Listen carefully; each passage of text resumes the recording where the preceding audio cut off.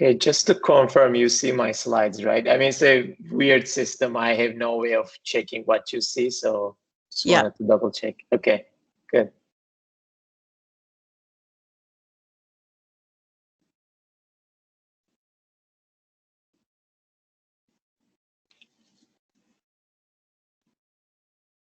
And I think whenever you're ready.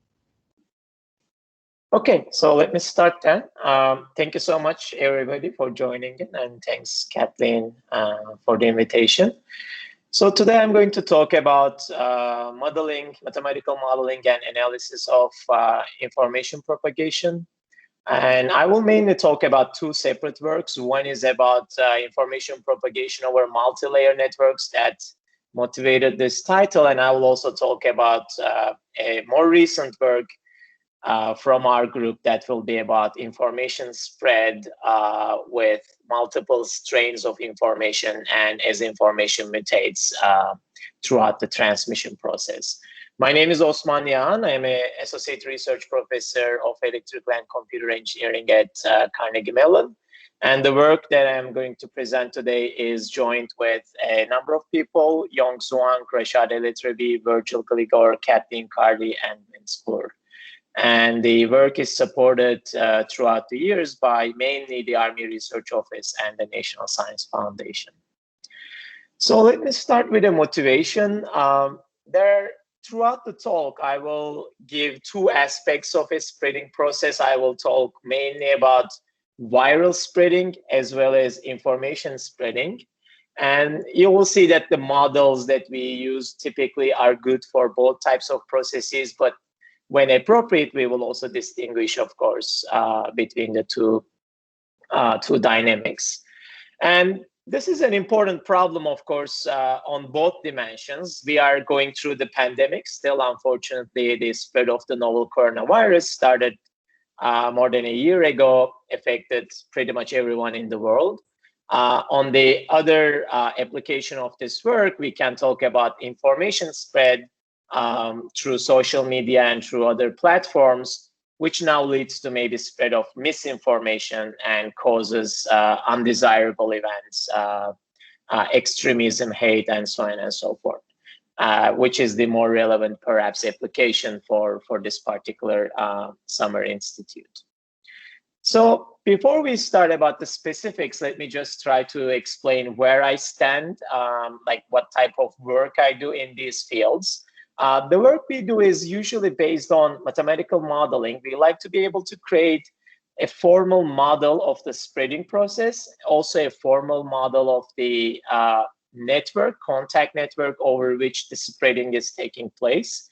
And again, generally, I talk about spreading processes, and you should view this as spread of either a virus or maybe a piece of information or an opinion and so on and so forth.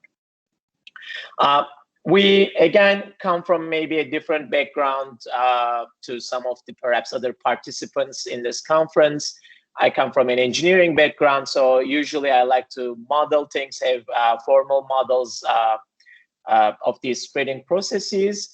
And once you have a formal model, we like to analyze the model to gain an insight on how things spread, under what conditions perhaps we see something like the COVID-19 pandemic versus other cases, more desirable cases where the spread of a virus doesn't go as far.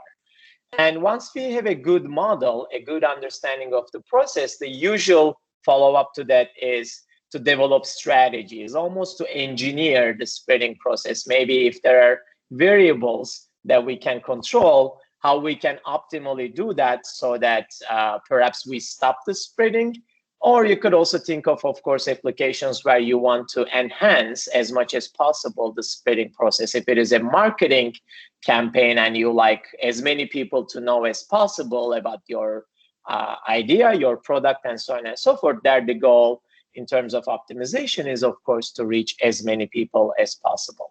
So summarizing our approach, we like to have a formal mathematical model of this dynamical process of spread of a virus or spread of information over a network, and we do analyze it and eventually hopefully come up with some useful insights on how we can control it.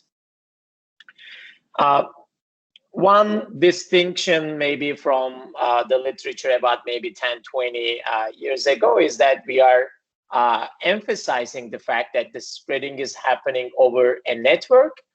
This is distinguishing maybe some epidemiological models that assume what is known as fully mixed population, where everybody can interact with everybody else.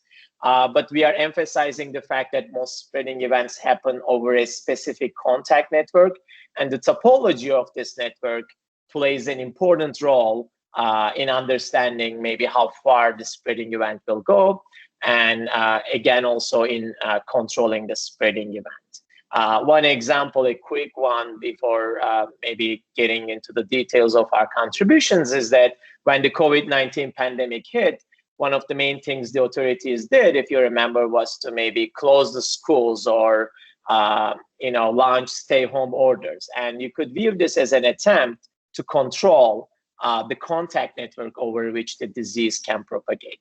And some other events, such as Facebook banning certain people from propagating information, you could view this as a way of controlling, again, the topology of the network so as to maybe mitigate the spread of misinformation. So one of the key elements of our modeling approach is the important emphasis on the network topology over which the spreading is taking place.